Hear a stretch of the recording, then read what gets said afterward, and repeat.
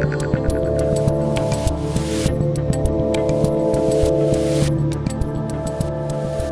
people of the internet.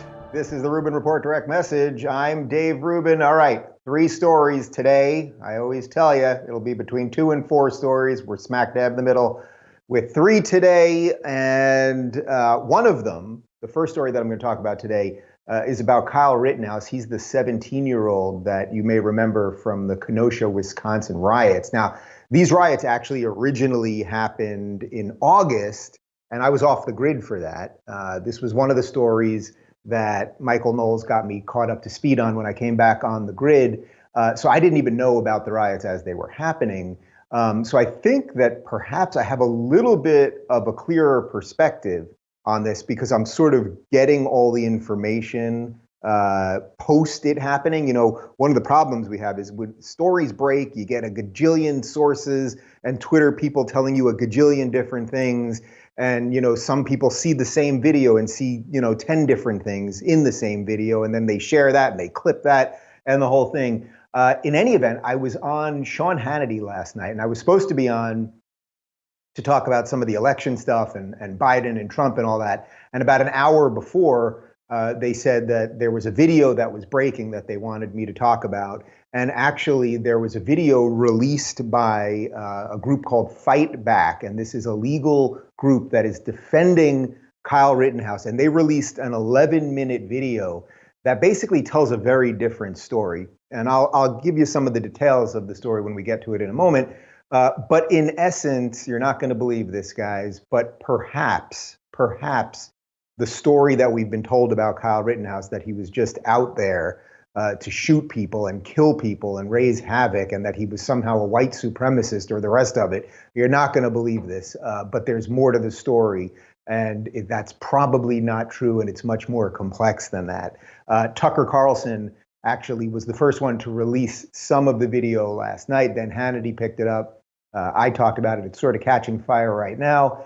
And it might just be another example of one of these things where there's a story, and if it fits the narrative, the media loves it. In this case, young white man shooting people. We love that kind of story. Or Jussie Smollett, young black man being attacked. We love that story. But when things don't quite fit the narrative, the media doesn't know what to do. So don't expect this video that has been released. And by the way, we'll link to the full video. Michael, let's make sure we link to the full 11-minute video. And I'm not saying every analysis in that video is true either, but perhaps there is more to the story than what you're seeing on mainstream media and everything else. So we'll get to that. The big one that I want to talk about today, though, is actually pretty freaking incredible and goes to the heart of pretty much everything that I've been talking about for the last 72 years, roughly. Donald Trump, President Donald Trump, your president. I like when they always say that, the people with Trump derangement syndrome, they always say, he's your president. Well, he's your president too, guy. Well, he yesterday issued an executive action removing critical race theory from all federal contracts. He had actually done some version of this about a week ago and then expanded on it yesterday. We're going to dive into what critical race theory is, but in essence, for these last few years, as there's been a whole bunch of us talking about identity politics and why the institutions are crumbling under it, and these awful things like the 1619 Project pushing theories that the United States was founded on slavery. We fought a freaking war to end slavery not too long later. All of these terrible ideas that have leaked into not only our federal government, but our local government. They've most likely leaked into the places that you work and our corporations and everything else. Well, Trump's removing them. And one of the things that I'm going to want to talk about is I did a quick scan of Twitter this morning to see how many of the good liberals, like the IDW crew liberals who have been, yammering and screaming and writing books and doing videos and giving talks about identity politics, about the negative effects of critical race theory, all of these things, why the New York Times is crumbling, all of these things, like they're all connected. These aren't just like independent things floating in the universe. Well, I did a quick scan of the good liberals, the good remaining liberals, right?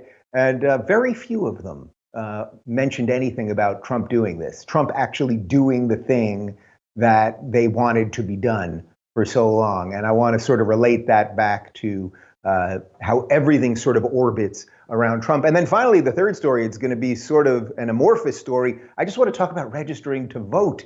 I don't know if you know this, but very soon there's an election coming up between two very old men. One of them actually may not even make it to the election. He may step down for that lady. Who the hell knows what's going to happen? But I want to talk about registering to vote and why you should vote. And I'll tell you a kind of funny story about what happened to me en route to voting last time in 2016. All right, so let's back up. We're going to start with this Kyle Rittenhouse story. So let's do this to start. Last night, Tucker Carlson broke the story that there was this expanded video. It's an 11-minute video that's an explainer from a group called Fight Back. This is the legal defense team of Kyle Rittenhouse. So you have to take that as it is. You know, you can take it with a grain of salt, but they released an 11-minute video, which again, we're going to link to in the bottom right now so that you'll be able to see the full thing. But I want to show you, Tucker had a 2-minute lead up to it with just a bite of the video. And I just want to play that and then we'll talk about it in a second. Police did little to stop the destruction. A small number of citizens decided to fill the vacuum. One of them was a 17-year-old from suburban Chicago called Kyle Rittenhouse. On Tuesday, August 25th, Rittenhouse finished his shift as a lifeguard in Kenosha. Video shows he spent part of that day cleaning graffiti from the walls of a local high school. Rittenhouse then went downtown with a rifle to try to protect a car dealership that had been attacked by mobs the night before. What happened next destroyed Kyle Rittenhouse's life. It also ended the lives of 2 other people. Kyle Rittenhouse apparently shot 3 people total, 2 of them fatally. His attorneys argue that Kyle Rittenhouse acted in self-defense. Prosecutors in Wisconsin charged him with first-degree murder. So what is the truth about what happened that night? This is one of those rare cases when we might be able to reach firm conclusions about that before the trial. There was an enormous amount of video shot that night in Kenosha, mostly by citizens with iPhones. We have video of all 3 of the shootings Kyle Rittenhouse was involved in. Critically, we also have video of the moments that preceded those shootings, the context. We've already showed some of that video to you, but tonight we're going to show you more. New, never-before-seen footage of Kyle Rittenhouse in Kenosha. Now, what you're about to see comes from the nonprofit Fight Back that was formed by Rittenhouse's defamation attorney, Lynn Wood. For the last month, there's been an enormous amount of propaganda surrounding this case, and virtually all of it has come from the left. Congresswoman Ayanna Pressley of Massachusetts, for example, denounced Kyle Rittenhouse as, quote, a white supremacist domestic terrorist. Now, there's no evidence that is true. There never has been any evidence. It's a lie, so far as we know. So the question is, what else are they lying about? Tonight, we're going to show you context from that night, and we're going to let you decide what happened. Here to begin is video of Kyle Rittenhouse hours before the shootings took place. Now, again, what you're about to see comes from a group, a nonprofit, founded by Kyle Rittenhouse's defamation attorney. Here it is. To prevent the total destruction of their community, Good Samaritans united to guard local businesses. Among them was 17-year-old Kyle Rittenhouse.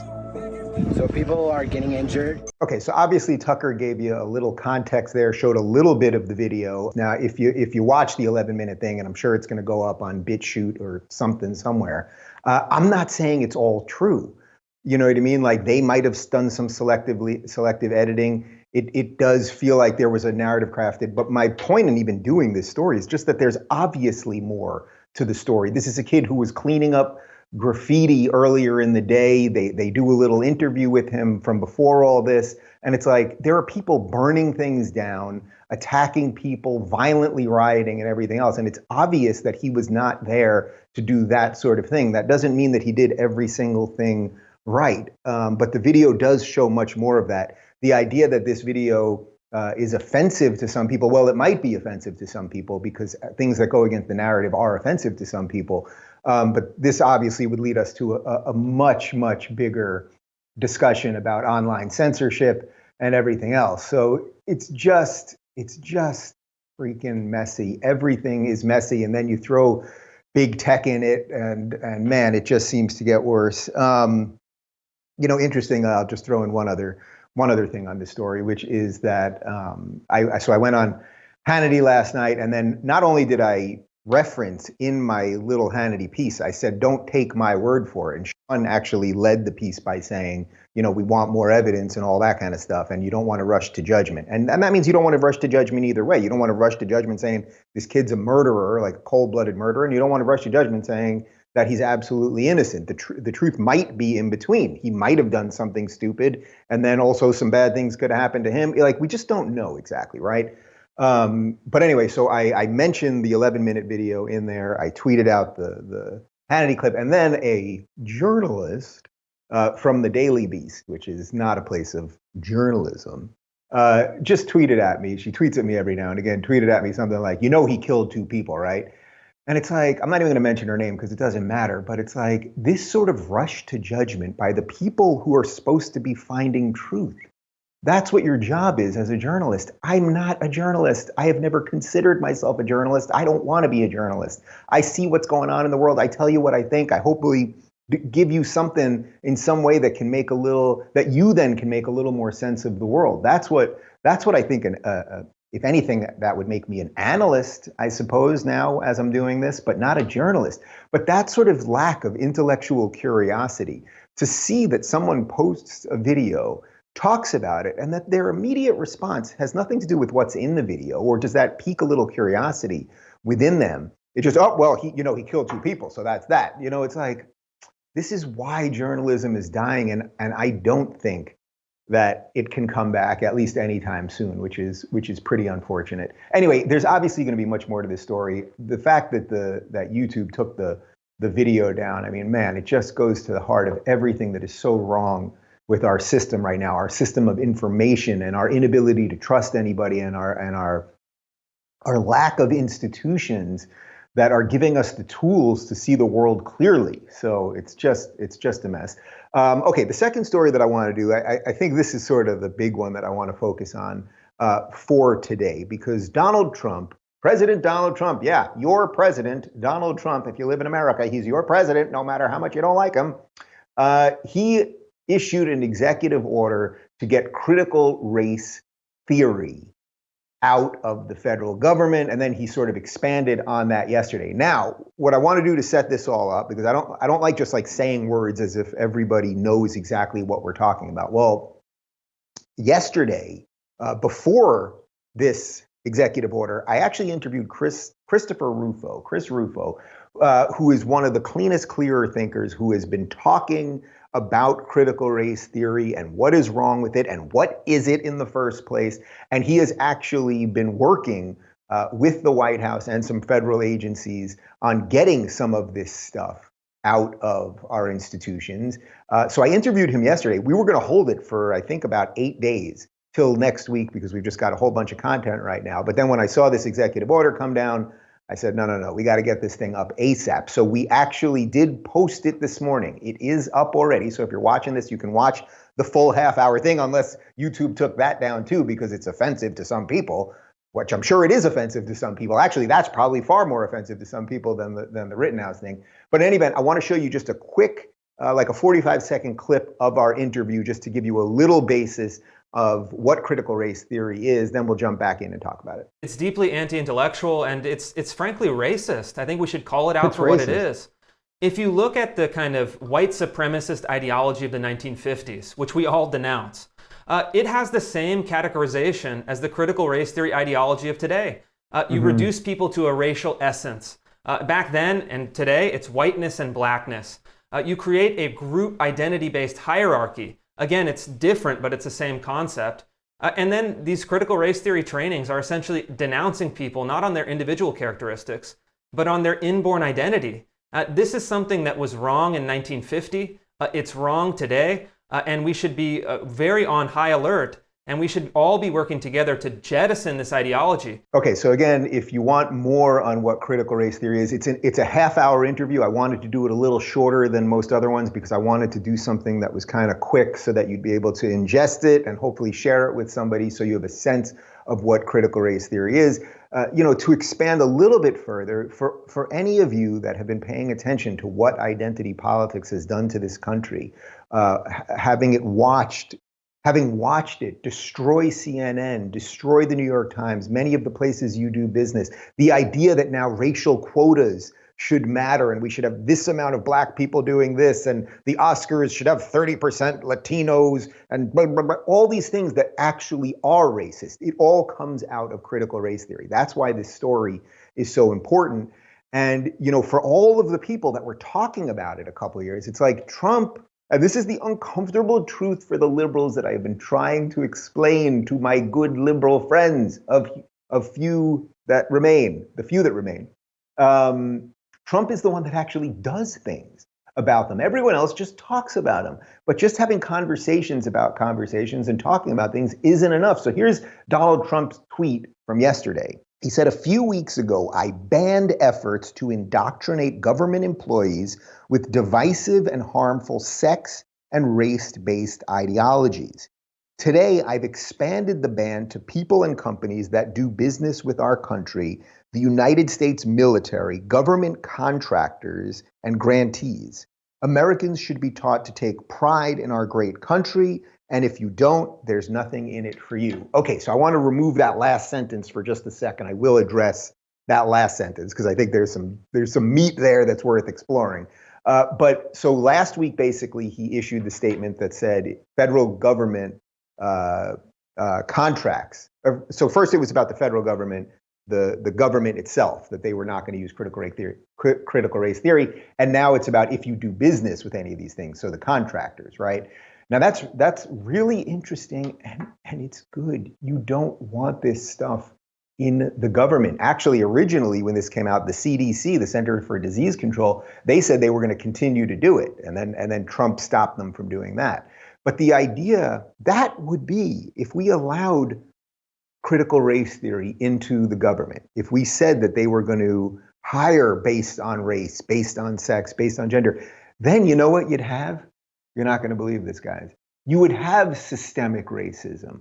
We don't have systemic racism right now. We don't have a system of government that says you can't be hired if you're black and you can't be hired if you're white or a lesbian or a midget or whatever else there is, okay? We don't have that. You are hired based on your skill. Now, that doesn't mean that some personal discrimination doesn't exist within the system, just like it doesn't mean that some personal discrimination doesn't exist within policing, right? But there aren't laws saying black people will get this punishment and white people will get this punishment.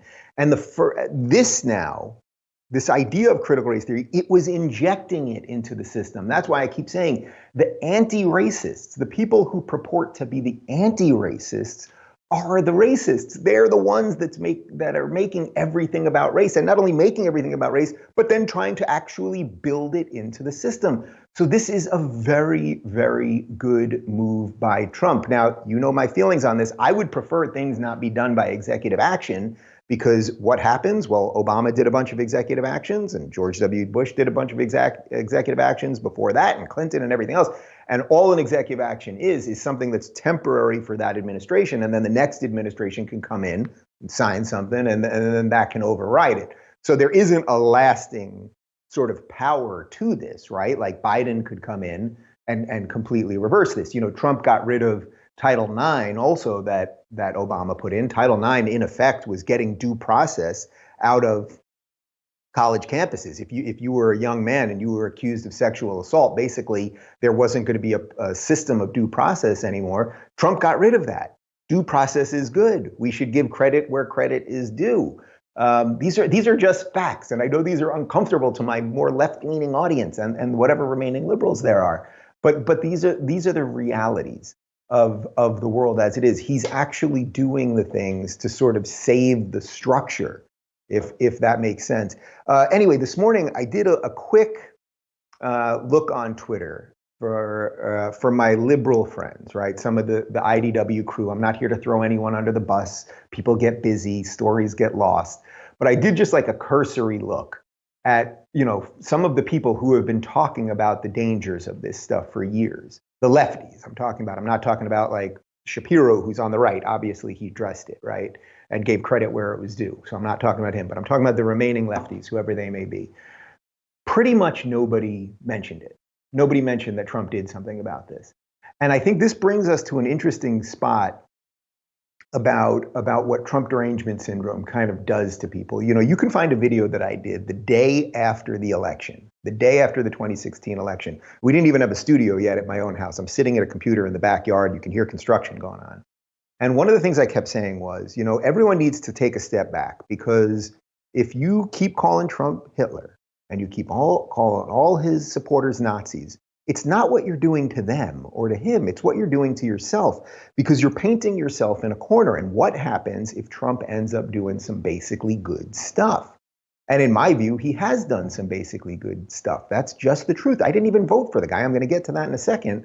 But that's just the truth. So if he is the one that is getting Title IX out of colleges, if he is the one that is getting critical race theory out of our government institutions, you have to be able to give him credit. But the problem is, if you run around calling him an existential threat and Hitler and his supporters Nazis, you can't suddenly be like, guys, you know what, that Hitler guy, you know, he's not that terrible.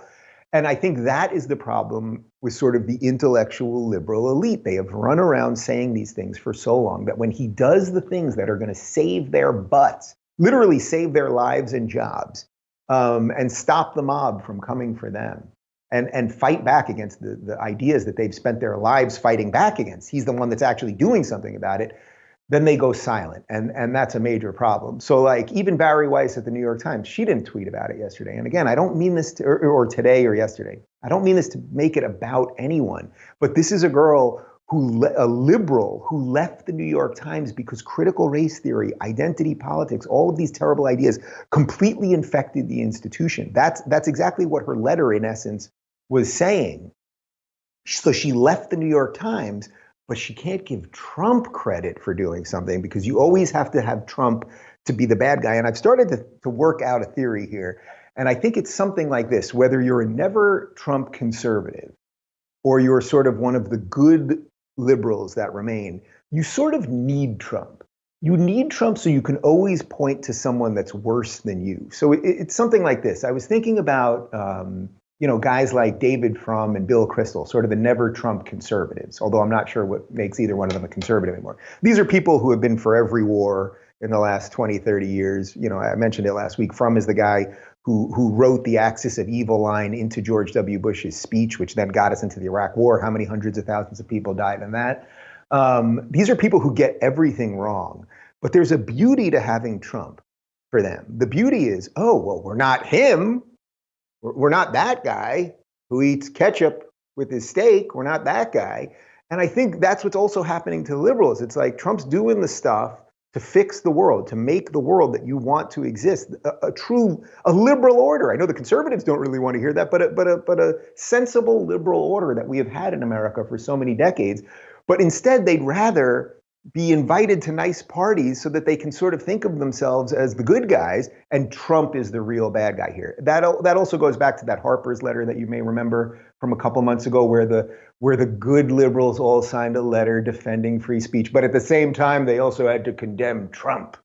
And it's like, guys, Trump's not coming for your free speech. He's not coming for your universities. It's the lefties that are doing that. Anyway, this one just like strikes close to home to me, not just because it's the ideas that I've been talking about for so long, but it's also just like, it's personal in a way, because I can really see the split occurring right now. It's like, you can either choose to like kind of suck it up, and whatever you don't like about Trump, understand that he's trying to keep the wheels on the machine, or you can join the people who are going to destroy you, but like be thought of as good for a little while before they completely get you. I don't know. I think it's fairly obvious which choice I've made. Okay, let's do one more thing. We've got an election coming up. There's a presidential election. Joe Biden and Kamala Harris, or Kamala Harris and Joe Biden versus Trump and Pence. It's sort of like a WWE event. Election day is November 3rd. We're getting close, people. Right? We're about 5 weeks away. It is going to get more bananas. If you think for a moment that we are at peak bananas. Well, I got a banana farm I want to sell you because it is going to get more bananas, okay? Whatever you think is going to happen. Even this morning, I just saw this a minute before we started. There's some story breaking about how Hunter Biden got millions of dollars from a Russian mayor or something like that. Don't quote me on that exactly. I literally saw it as I was sitting down. I mean, there's just going to be more and more. The debates, there's going to be a first debate next week. The idea that these two are going to stand there and that Biden can actually stand there for an hour and a half. I mean, it's going to be just crazy television. It's going to make everyone all the nuttier. This is all with the backdrop of whatever is left of the pandemic and whatever is left of the lockdowns and everything else. It's also with the backdrop of this Supreme Court nomination, which supposedly Trump is going to nominate someone on Saturday, and then we'll see how quickly the Senate gets to it. If you want to know my thoughts on all that, my direct message yesterday, I unpacked that. But in essence, Trump has to go ahead and do it, and the Senate has to go ahead and vote on it. And by the way, even though in the previous segment there, I was sort of given some shit, so to speak, to some of the good lefties, I will say this: I on my quick Twitter scan, I did scan Brett Weinstein's Twitter feed, and he said even, and this is certainly not a Trump guy, he even said that you have to do it, you have to nominate because you don't want a 4-4 court having to deal with an election, and that just seems so deeply obvious. He was saying, well, you have to do just sort of like a moderate that, of course, is going to be nominated and successfully confirmed. I don't think that exists. I just don't think the game is played that way. Like Trump could literally pick a pro-choice lefty at this point, and he'd have the Democrats voting against that. So I think there's a real politic part of this. But in any event, the election is in 5 weeks. I just want to implore you guys, even if you're disgusted by all of this, even if you've never voted before, whatever it is, make your voice heard. Even if you don't live in a swing state, and you're in Cali like I am, make your voice heard. You know, this time that we're in is in such upheaval, and you don't know what can happen. One of the lines that has really inspired me over the last 4 years was the night of the election. I was on with the Daily Wire folks, and Andrew Klavan, right after Trump won, and everybody was shell-shocked, right? Shapiro's head was exploding. Everybody was shell-shocked. And Andrew Klavan said something that I think really proves the brilliance and wonder of America, which is, the thing that nobody said could happen just happened. Anything can happen in America because of how beautiful our system is. So if you're depressed because whatever your side is going crazy, or you think they're going to lose or anything, it's like you don't know how many other people there are like you. So good things can happen. I'll just tell you one other story. So make sure to register to vote. Make sure whether you're going to mail it in, whether you're going to go there, know where your polling place is, all of that stuff. And I'll just tell you one funny story about Election Day last year. So we had moved, as I mentioned earlier, which is why we were building the studio. We had moved right before the election, and our polling place was near our old house. So we had moved about a half hour away. And we get in the car to drive to the original polling place. And I'm saying to David in the car, I don't know what I'm going to do. And I couldn't believe it, but I was like, I genuinely don't know what I'm going to do. I think Hillary is basically evil and corrupt, but Trump, it's like, could I possibly vote for that? And just the chaos and like all of that stuff. And obviously my feelings about Trump have changed. But at the time I was just like, I don't know what I'm going to do. I can't vote for her. I don't think I can vote for him. And then it was also like, because I'm in California, I have the luxury to do whatever I want because it's such a blue state or the rest of it.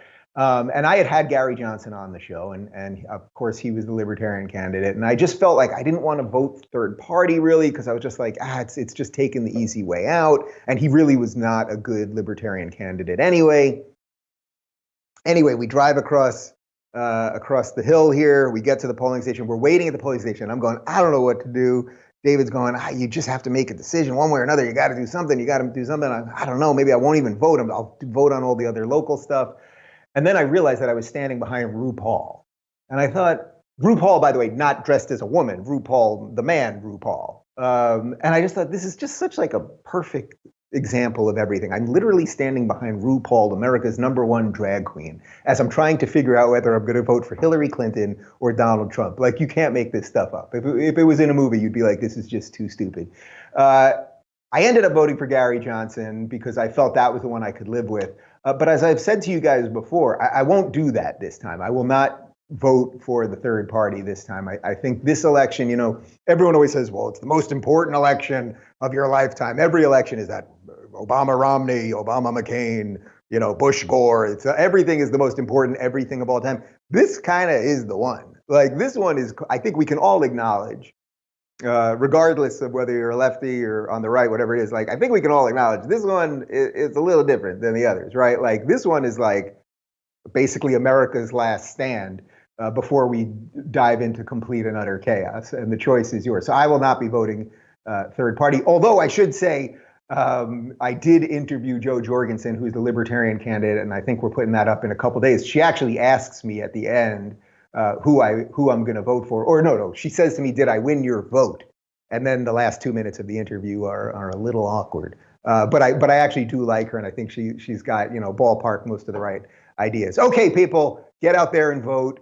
Remember that critical race theory is no good, and there's probably a little more to the Kyle Rittenhouse story, and hopefully that 11-minute video goes back up. That's it for now. I'll unfortunately be in the Twitter world, so you can catch me there at Rubin Report, and I'll see you tomorrow.